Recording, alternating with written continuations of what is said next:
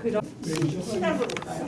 이 소개하신 대로 우리 신유미 신인순 화백 그 동생이 신유입니다. 제가 혼동이 돼가지고. 근데 이 두 분 다 사실 그 출신이 강릉 출신이에요. 그러니까 거짓말 아닙니다 이거. 이게 저 신사임당하고 관계 없는 게 아니고 있어요. 그러니까 고향도 거기 갔고. 그런데 그 옛날에는 이율곡이 이제 거기서 났어요. 근데 왜 이율곡이 거기서 났느냐? 이율곡의 아버지가 결혼을 해가지고 어딜 갔느냐 하면 처가를 갔어요. 처가살이를 하기로 했는데 그래서 거기서 율곡이 났어요. 오죽하는 곳에서. 그 당시만 해도 고려 이후에 조선조 중반까지만 해도 남자가 장가를 가요. 시집을 오는 게 아니라. 그래서 처가에 가서 사는 것이 그렇게 특별한 예외가 아니었다. 그리고 이제 또 한편 이 신사임당의 아버지가 이름이 신명화예요. 근데 이 신명화가 아주 진사고 다 선비인데 자기 딸이 재주가 많잖아요. 그래서 가만 사윗감을 골라 좀 보는데 이렇게 재주가 많은 여자는 이 재주를 키워줘야지. 일단 시집 가서 그냥 밥이나 하고 시아버지 시어머니 모시고 그러다 보면 그 재주를 어떻게 살려요. 그래서 고민을 많이 했어요. 신명화 씨가 어떻게 하면 좋을까. 그래도 반듯한 집안에 시집은 보내야겠는데 그러면 그 남자가 번듯한 집안이고 그런 뼈대 있는 집안인데 그 아들이 와서 뭘 한다고 해가지고 과거 해가지고 해가지고 이제 하면은 이걸 골치 아프단 말이에요. 그러니까 그 시발을 바라지 해줘야 되니까. 그래서 조금 생각하다가 집안은 괜찮은데 그 뼈대 있는 집안인데 그래도 조금 이렇게 너무 능력이 많지 않는 그런 사회를 골라야겠다. 그래서 잘했어요. 그래서 그런 사회를 골랐더니 이 사람이 이제 그래서 그 아들을 낳았는데 율곡이 낳았잖아요.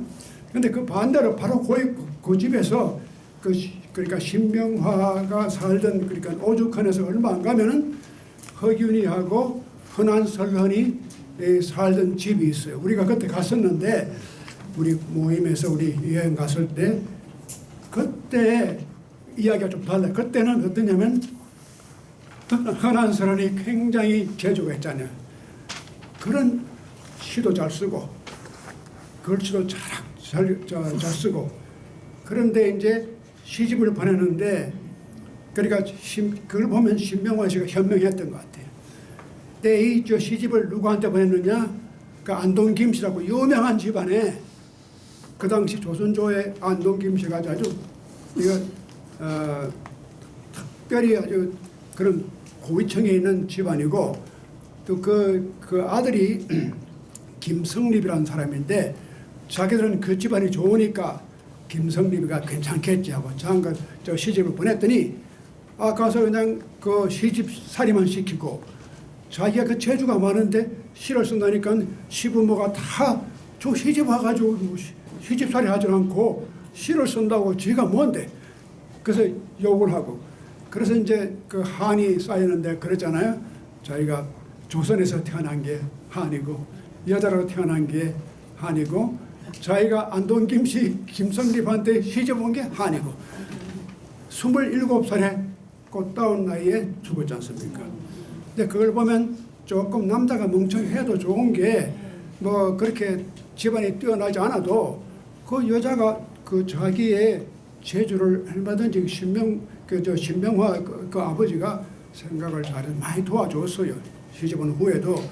그래서 사임당 신씨가 우리가 지금 가장 존경하는 한국의 여인상으로 우리 돈에도 나와 있잖아요. 5,000원입니까? 5만 원. 5만 원인가? 이제 그런 생각이 떠올라서 제가 말씀드렸고 이제 오늘 제가 할 게 몇 가지 있는데 그걸 다 하려면 시간이 너무 많이 갈 것 같고 우리가 또 점심 먹으러 가야 되니까 좀 일찍 마치는 게 좋을 것 같아서 제가 그 노자의 도덕경 31장 32장을 빨리 지나가고 오늘 할 걸 이게 몇 장입니까? 이게 안 나오네. 33장이 나왔죠? 33장.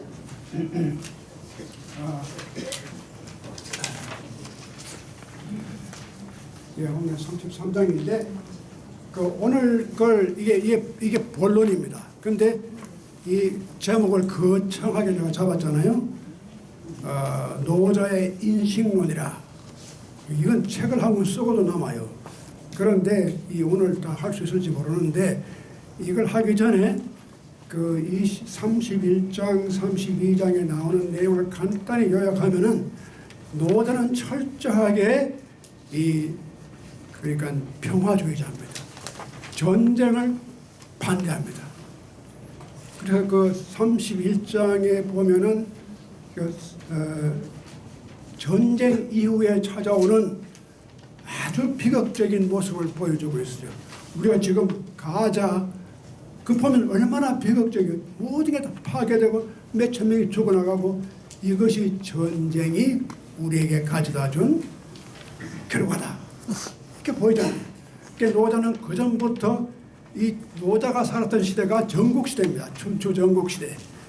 얼마나 전쟁이 나라와 부족과 부족이 많이 했죠. 얼마나 많이 했는데 그런 그 참상을 보고 전쟁이 지나간 후에는 이렇게 처량하게 된다.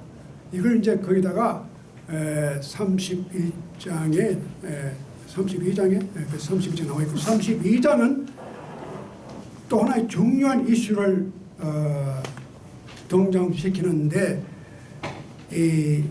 우리가 도가 뭐냐 하는 것을 정의는 못해요. 먼저. 그러나 도가 있는 것만은 사실이에요. 도가 흘러가요.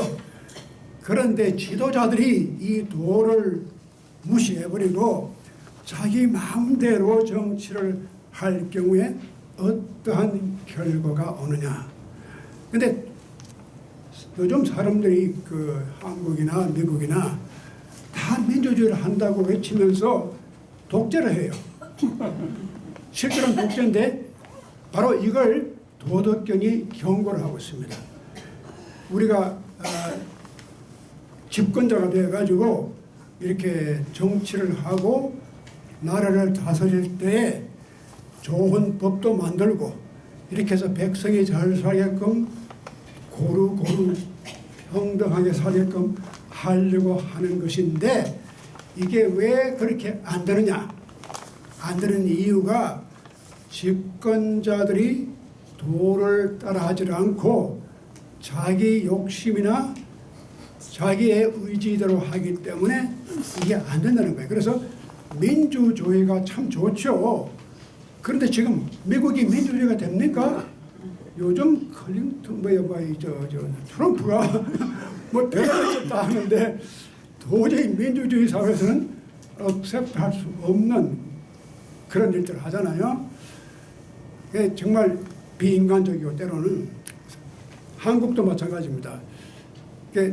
그 법을 만들 때 그 법을 국민을 위해서 만드는 게 아니라 자기 정당이나 자기들의 이익이나 자기들의 어떤 목표를 위해서 만들어요. 일부러. 그거는 독재입니다.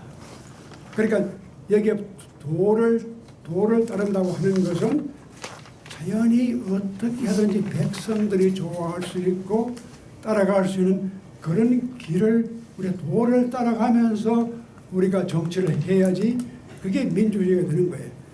뭐 노자가 민주주의를 알았겠습니까? 그 당시에. 그런데 이미 민주주의 원칙은 아무리 법을 잘 만들고 나라의 무슨 권력기관이 여러 가지 등장하더라도 기본적인 이 흐름, 도의 흐름은 우리가 무엇이라고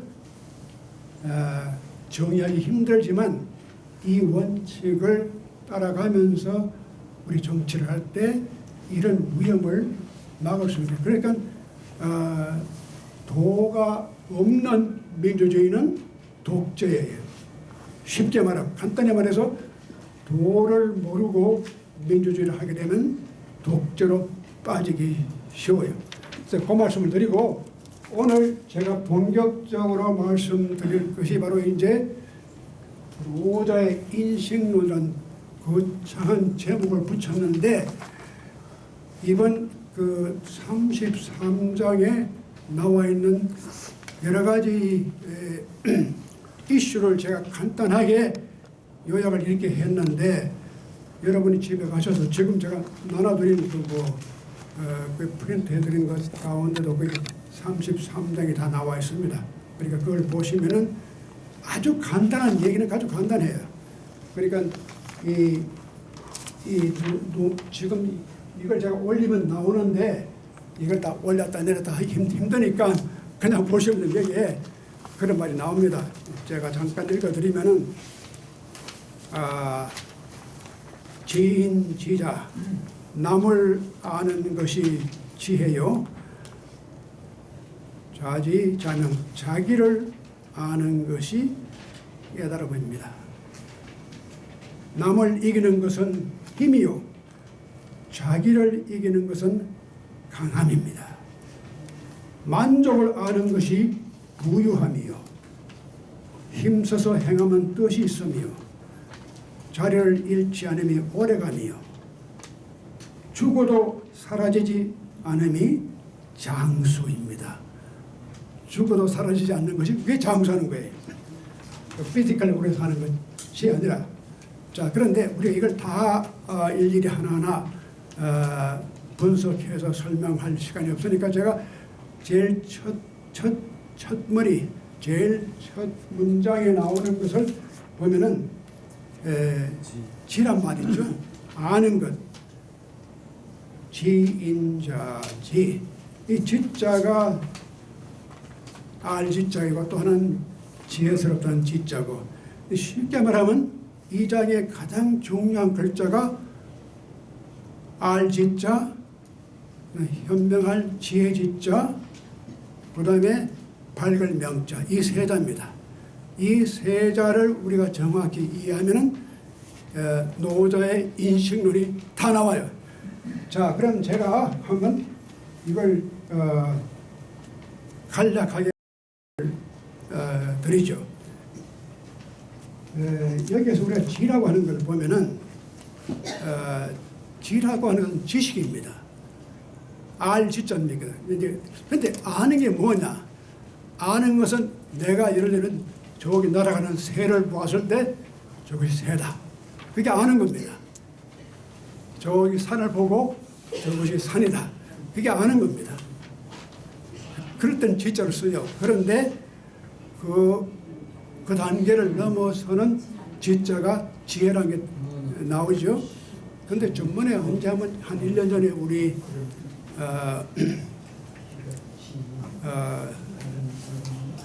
유 목사님 오셨는가 뭐 얘기하겠습니다. 네, 유 목사님 오셨는데 저기 그때 그런 질문을 했어요. 이 알지자하고 지혜스러운 지자가 도덕경에는 제가 그래서 그걸 때때로 이것이 혼동돼서 나올 수 있다. 그런데 보니까 진짜 그래요. 이 도덕경 전체에서 되게 알지자만 써요. 그런데 유독이 요 33장에만 지혜란 지자가 나옵니다. 그래서 때로는 도덕경 다른 데서는 지혜라는 말도 그냥 이 지자를 쓰다가 여기는 특별히 이렇게 알지자를 썼는데 제 생각에는 좀 엉뚱한 생각이지만 뒤에 이 도덕경을 따르는 노자를 따르는 후회자들이 여기에 도덕경이 전부 다 알지자를 쓰니까 하나 빼버리고 거기다가 지혜 지자를 집어넣은 게 아니냐 그런 상상도 해봅니다. 여간 자 있는 대로 한번 말씀을 드리면은 이 알미라고 하는 것은 knowledge인데 영어로 말하면 이게 knowledge죠. 근데 그 영어로 쓸 때는 뭡니까? K잖아요. knowledge. 근데 내가 그렇게 바라보면 다들 웃을 거란 말이죠. knowledge. knowledge. 근데 왜 그렇게 됐을까? 왜 K가 나왔을까? 저는 항상 그게 의문이 돼요. 그냥 knowledge로 쓰면 되는데 또 발음을 그러면 knowledge로 하든지 이거 발음하고 안 맞단 말이에요. 근데 그 이유가 있습니다. 그 원인을 이렇게 쭉 훑어보면은 원래 이 말이 히랍 말의 그노시스란 말에서 나왔어요. 이 그노시스란 말이 안다는 뜻이에요. 아그노스틱 그러면 모른다는 말이죠. 이 그노시스란 말이 재미있는 게 여러분 참 지난번에 얘기하고 제가 지난달에 에피소드가 있었을 때 다행히 의사분들이 많아가지고 그래서 제가 마음이 탁 놓입니다. 그래서 여기 한의사분이 2분이죠. 또 여기 양의사들이 뭐 4분, 3분 되니까 근데 이 의사분들은 이 말을 잘합니다. 그노시스란 말이. 왜냐하면 이게 바로 다이아그노시스. 이게 근원이 그노시스입니다. 안 나는데 이거 디아, 그 히랍 말의 디아라든가 다이아라는 뜻은 뭐냐면 penetration, 뭘 뚫고 들어가는 겁니다. 내부로 들어가서 밝혀내는 게 이게 진찰이에요. 진료하는 거예요. 그래서 사람을 진료할 때 다이아그노시스, 이게 그노시스인데 그래서 이것이 나중에 가면 나스틱, 이 초창기 기독교의 그 나스틱 신비주의자들의 그 전통이 있습니다. 그래서 그 K자를 안 쓰고 그냥 날레지를 나스틱 그렇게 지금 쓰고 있는데 그건 그렇고 이러한 알미라고 하는 것은 항상 전제가 알의 주체가 있습니다. 누가 무엇을 아느냐? 내가 안다고 하는 것은 항상 3가지가 있어요. 안다는 날레지가 있고 또 그 날레지를 자기가 습득하는 주체가 있고 또 그 날레지가 얻어지는 객체가 있어요. subject, object. 이게 쉽게 말씀드리면 제가 subject죠. knower. I'm the knower. 내가 아는 사람이죠. 그 다음에 knowledge가 있죠. 그 다음에 이것이 가능한 object, known.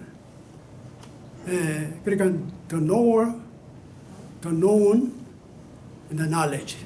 이 3가지가 되어야지만 지식이 돼요. 항상 그렇잖아요. 내가 산을 안다 그럴 때 산은 목적이에요. 내가 주격이죠. 그리고 아름이 산에 산은 이런 거다 하고 그 날지가 나한테 들어와요. 그래서 그런 것이 이제 오감을 통해서 이 감각기관에 우리의 오감이 있습니다. 우리가 뭐 시각 뭐 있죠. 우리가 그 육체적으로 알 수 있는 게 시각이 있고 청각이 있고 미각이 있고 후각이 있고 또 뭐 하나 있는데 촉각. 촉각이 있고 예. 이런 인간의 그런 감각 기관을 통해서 우리가 알 수 있는 것. 그 다음에 또 하나는 제가 늘 말씀드리지만 인간에게는 이성이라는 게 있어요. 그래서 이렇게 눈에 안 보이고 우리가 코로 무슨 냄새를 맡을 수 없는 그런 날래지는 이성이라는 게 있어가지고 이성으로 그걸 볼 수 있어요. 이해할 수 있어요. 이제 이렇게 해서 이제 지식이라는 게 형성이 됐거든요. 그런데 도덕경에서 말하는 것은 이러한 지식을 넘어서서 사람을 아는 지식. 그러니까 우리가 객관적으로 나무나 풀이나 산을 아는 지식하고 내가 사람을 아는 것. 사람을 아는 데는 특별한 지식이 필요해요. 너 사람 하나 잘못 봤어. 그러잖아요. 사람을 안다고 하는 게 산을 알듯이 그렇게 알지 못해요. 아주 힘들어요. 10년간 살아도 나 모른단 말이에요. 저 사람이 어떤 사람인지. 그만큼 사람을 안다는 게 어떤 지혜가 필요하다. 소피아. 어떤 날레지를 넘어서서 이성으로 알 수 있는 범위가 아니고 이성의 한계를 좀 넘어서서 내가 느끼는 게 있다. 저 친구는 그 인상이 좀 이상해. 뭔가 말은 또렷하게 잘하는데 뭔가 좀 잘못된 것 같아. 뭐 그런 게 있잖아요. 이제 그런 것이 인간에게는 있어요. 이성으로만 잡히지 않는 게 있단 말이죠. 그런 것이 이제 지혜가 필요한 거예요. 그러니까 우리가 다 같은 사람을 보고 만나고 하는데도 왜 어떤 사람은 그 사람을 제대로 파악을 못했을까? 그냥 지만 가지고 날래지만 가지고 보았기 때문에. 그런데 그 속에 어떤 지혜의 눈이 주어졌더라면 그 사람을 제대로 보았을 것이다. 이런 생각 하잖아요. 근데 그 다음 단계가 또 있어요. 이제 그 다음 단계가 그런 그 인간이 그런 지혜를 가지려면은 명이 있어야 돼요. 명. 밝을 명자. 이 명자를 이렇게 분석하면 나를자하고 다룰자거든요. 이 해거는 이 해라고 하는 것, 이 밝음, 낮에는 해가 밝음을 주고 밤에는 달이 밝음을 줘요. 그래서 해와 밤중에 달이 이렇게 음양, 이것이 다 합해져서 명이 돼요. 밝고 밝은 것이 이게 명인데, 이 노자가 아주 기가 막히게 이 명을 가져야지 사람을 보는 지혜가 생긴다. 이 밝음. 근데 이 밝음은 내가 무슨 지식으로 파악하는 그런 밝음이 아니고, 내가 어떤 걸 객관적으로 보는 그런 게 아니고, 어떤 관계 속에서만 알 수 있는 그런 밝음이에요. 예를 들어서 얼마 전, 오래됐구만요. 1950년대 한참 유행하던 철학 자 가운데 마르틴 부버라는 사람이 있었어요. 유대교 철학자인데, 그분이 짧은 책을 하나 냈는데, 이 운투두 독일 말로 그런데 영어로 I and thou, 그러니까 나와 너라는 책을 냈어요. 그게 뭐 심리학이라든가 각 분야에 많은 영향을 이번에 주시 필로소퍼인데, 근데 거기에 보면 인간이 산이나 물이나 이렇게 I, it 이 관계를 가지고 알 수 있는 그런 것이 있고, 인간과 인간은 it가 아니고 I and thou.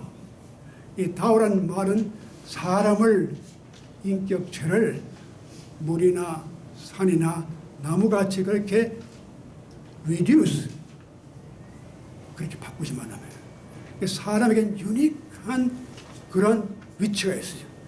이게 바로 thou. 영어에서 you는 그냥 보통 쓰는 말이지만 thou는 상당히 그 깊은 관계에서 존경하는 말이 thou입니다.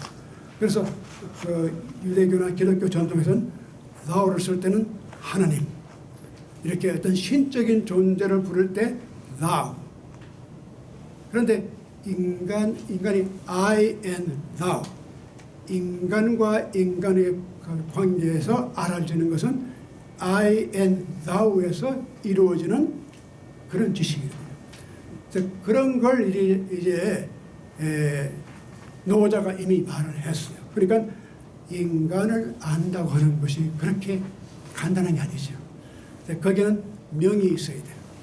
뭔가 발견이 찾아봐야 돼요. 내가 의식적으로, 우리가 예를 들어서 수학 문제를 푼다거나 무슨 뭐 문장을 이해한다, 이건 다 I, it 관계인데, I, thou의 관계는 그걸 어떤 이성적인 논리적인 그런 범위를 넘어가서 알려지는 그런 지식이 있어요. 이상하게 이런 지식은 아무리 우리가 수학적으로 분석하고 또 이성적으로 우리가 분석해도 나오지 않아요. 다오라고 하는 것은 신비한 거예요. 다오가 나한테 알려주는 신비한 나레지가 있어요. 그렇잖아요. 돌이나 나무는 내가 파악하는 대로 돌아버려요. 그런데 다오는 내가 파악하는 이상으로 자기를 나타내 줘야 돼요. revealing. 이게 바로 의미에서 지혜의 세계가 되는 겁니다. 그래서 이거 좀 깊이 말하면 좀 이제 또 이야기가 복잡하니까 간단히 말씀드리면 어떻게 보면은 이게 인간의 신비적인 차원이에요. 우리가 사람을 안다고 하는 것이 때로는 신비적인 차원에 올라가야 돼요. 이성적으로 그 사람의 이름이 뭐고 고향이 어디고 무슨 직업이 뭐고 이걸로 판단이 안 돼요. 그것을 넘어서는 그 사람의 이야기를 다 듣고 분석하고 그래도 알려지지 않는 부분이 있어요. 그게 신비적인 차원인데 그 차원을 우리가 알려면 명이 들어와야 돼요. 밝음이 들어와야 돼요.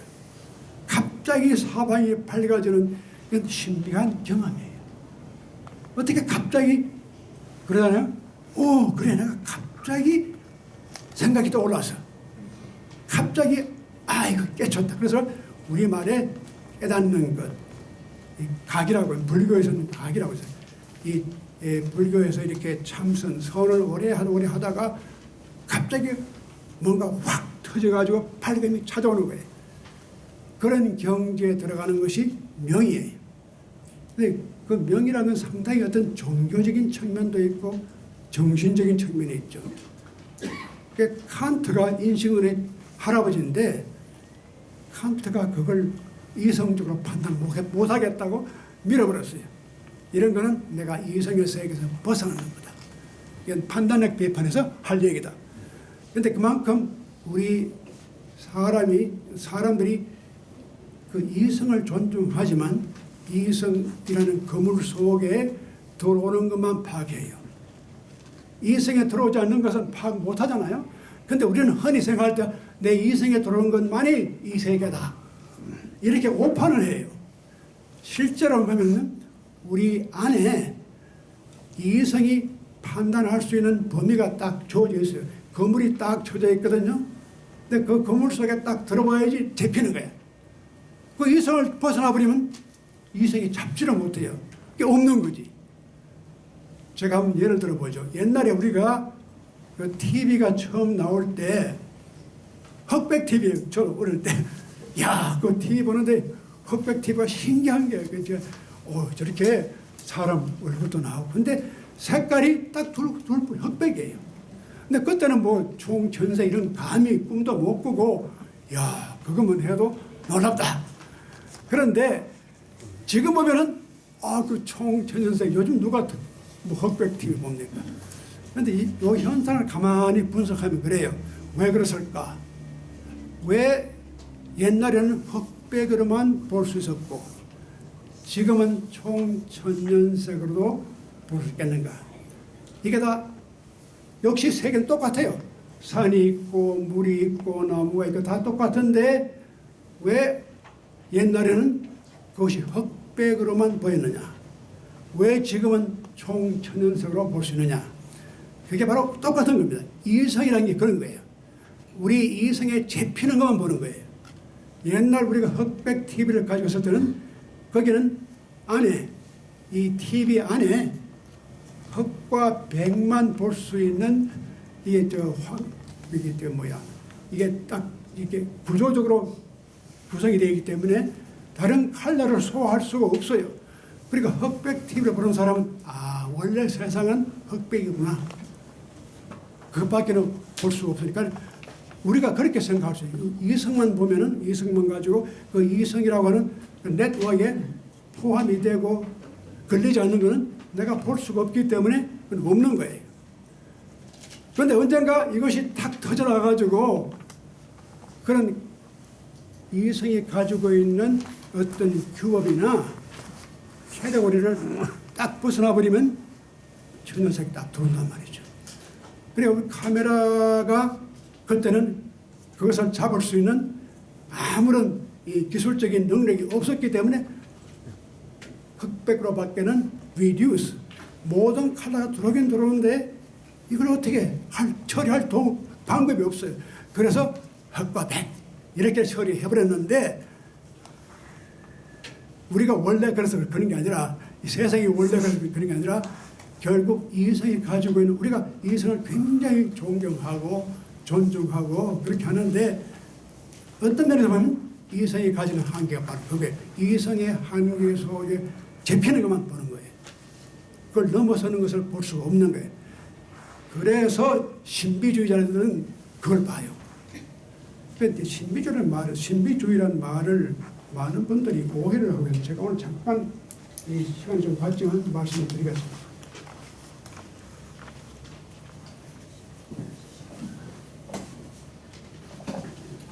저도 어릴 때 신비주의라는 것은 무슨 희한한 그 옛날에 그 무슨 뭐 통일교 문선명이나 무슨 그 희한한 사람들 종교인들이 뭐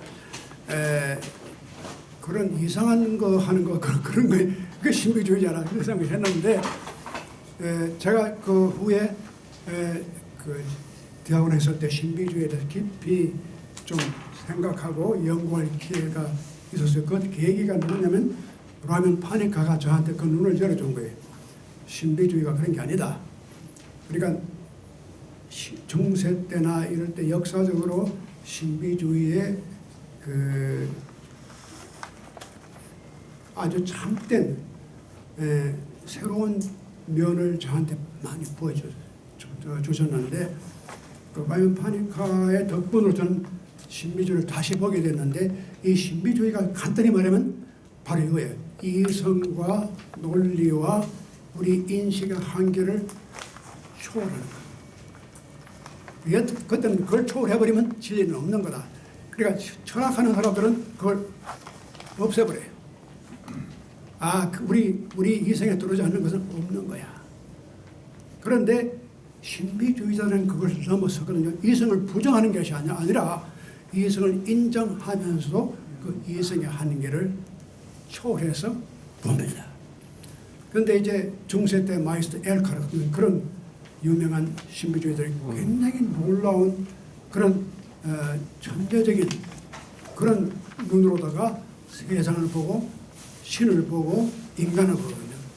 그래서 이거 신비주의를 우리가 좀 깊이 이해해야 되겠다 하는 그런 생각을 했는데 여기 보면 제가 여기 이 명이 바로 신비주의를 아는 사람이 보는 관점이 명입니다. 이렇게 나와 있듯이 이것은 깨달음의 경지인데 내가 무엇을 안다고 하는 것, 내가 인간의 주체로서 내가 알았다, 내가 잡았다, 너 나한테 잡힌 거야. 이 지식이 바로 그런 것, 내 이성으로 꼭 잡은 것, 이런 것이 아니라는 거예요. 이것이 아니고 오히려 반대로 어떤 신비적인 밝음이 갑자기 나한테 찾아온 거예요. 나도 모르게 눈이 떠진 거예요. 이런 세계가 있었구나. 이걸 내가 이제까지 가지고 있던 그 칸트가 말하면 범주라는 게 있어요. 우리 인간은 다 내면적으로 그 범주가 있어서 바깥에서 들어오는 모든 그 날리지를 갖다가 요리를 해가지고 딱딱 그 박스에 집어넣어요. 이것이 이성의 작용입니다. 그런데 이걸 다 무너버리고 뛰쳐나오는 놀라운 경지가 명입니다. 그것을 enlightenment, awakening. 불교에서는 awakening이라는 말을 쓰고 이제 enlightenment. 그런데 이걸 이제 제가 늘 이런 말씀드리죠. The Richard of Saint Victor 한 말이 the oculus canis. 우리가 몸으로 오클루스는 게 눈이란 말이죠. 보는 것. 그런 세계가 감각의 세계, 오감의 세계. 그 다음에 오클루스 라티오니스, 위선으로 보는 것. 우리가 감각적으로 볼 수 없는 세계를 보게 해주는 것이 우리의 이성이에요. 그 다음에 오크리스 피데이, 신앙의 세계. 근데 이걸 제가 조금 그 신앙이라는 게 무슨 뜻인지 다시 설명을 좀 드리겠습니다. 많은 사람들이 신앙을 오해해요. 신앙을 잘못 알아요. 신앙은 자기가 가지는 게 아닙니다.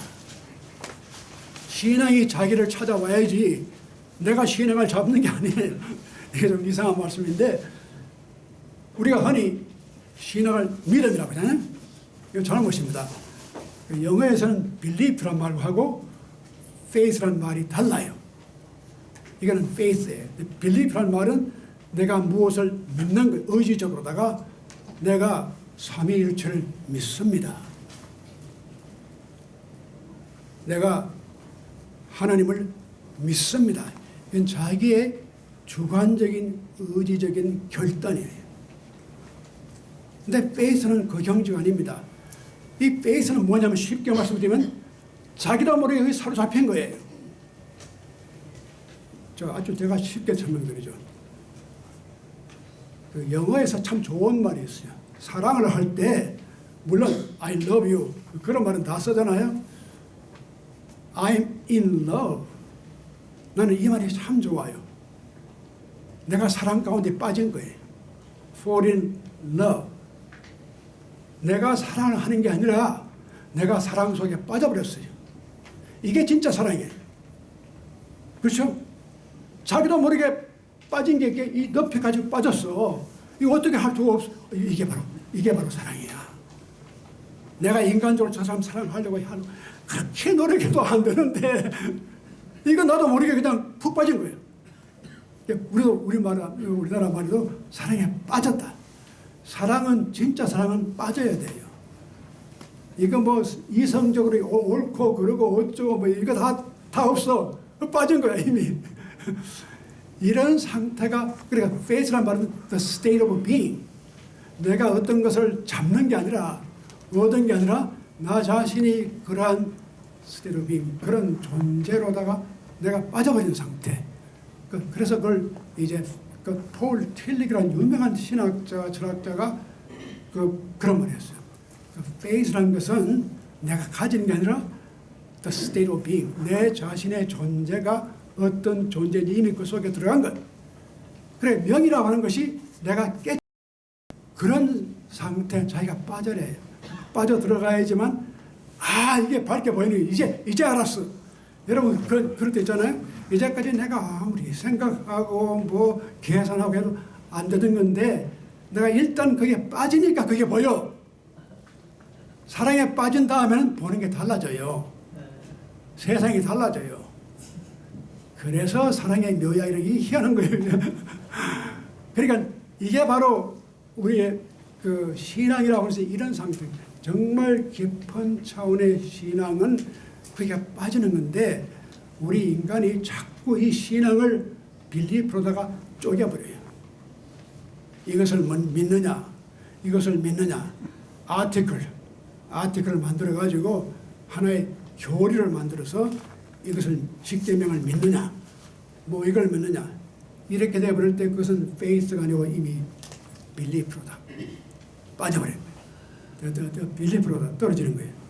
그래서 정말 인간이 명이 되려면은 자기 자신이 그 속에 빠져들어가는 그런 깨달음의 세계. 그게 바로 이 노자가 말해주는 명이다. 그런데 이게 또 한 가지 중요한 문제는 우리가 안다고 하는 것이 내가 먼저 안다고 하는 건 굉장히 의도적입니다. 인위적입니다. 그런데 faith라든가 깨달음이라든가 이것은 인위적이 아니라 이미 자기 몸이 거기에 들어간 거예요. 자기 존재가 거기에 들어간 거예요. 거기에서부터 다시 생각해내는 것이 이제 그래서 내가 이런 경험을 했구나. 이제까지 내가 나한테 알려지지 않았던 어떤 특별한 비밀스러운 것을 내가 보는 거예요. 그래서 나스틱 초대 기독교의 신비주의자들이 이걸 특수한 신비적인 그런 에소테릭 날레지 그런 걸 설명한 적이 있는데, 약간 우리가 지금 생각하는 것은 이렇게 이성이라든가 감각의 세계를 넘어서는 어떤 차원의 명의 세계가 있다는 것. 이것을 우리가 가졌을 때, 여기에 깨우침을 받았을 때 우리가 거기에 나오는 지혜가 생겨요. 그래서 여기서 이 노자가 말하는 것, 이제 이 다음 보면 이렇게 명을 가진 사람들은 어떻게 되느냐? 자, 그 뒤에 나옵니다. 여기 남을 아는 것이 지혜요, 자기를 아는 것이 깨달음입니다. 남을 이기는 것은 힘이요, 자기를 이기는 것은 강함입니다. 힘 있는 것하고 강한 것하고 어떻게 달라요? 다 그 말이지. 그런데 여기서는 그걸 분리했어요. 남을 이기는 것은 힘이 있어야 돼요. 남을 쳐서 내가 올라가는 것, 그건 힘이죠. 남자들은 힘은 있어요. 그런데 강하지를 못해. 그게 문제. 그 다음 나는 보세요. 자기를 이기는 것은 강함입니다. 이게 참 우리가 깊은 차원의 신비적인 진리입니다. 여자를 이기려고 하는 같은 바보가, 우리가 다 바보, 남자들이 바보인데 여자를 자꾸 이기려고 그러거든요. 이길 수 없습니다. 내가 힘은 있지만 강함이 없어요. 여자를 이기려면 그 강함이 있어야 되는데 그 강함은 여자가 가지고 있는 거예요. 우리가 도저히 여자를 이길 수 없습니다. 포기하세요, 여러분들. 틀렸어요. 우리가 그걸 받아들이고, 이 남자의 운명입니다. 슬프지만 그 남자는 그걸 우리가 강하지를 못해요. 그러니까 그걸 받아들이고 그걸 사랑하고 그 운명을 사랑하고 살아가야 돼요. 다른 길이 없습니다. 그 다음은 만족을 아는 것이 부유합니다. 우리가 부유한 게 뭐 1밀리언, 2밀리언, 무슨 뭐 좋은 집을 가지고 있고 좋은 차를 가지고 있고 그런 것이 부유함이 아니고 자기가 만족하는 것. 이게 부입니다. 옛날에 우리 할머니가 종종 오늘 시장 가서 내가 뭐 참 맛있는 걸 사는데 이걸 사니까 부자가 내 눈 아래로 보이더라. 부자가 그게 문제가 아니에요. 그러한 것이 자기 만족이에요.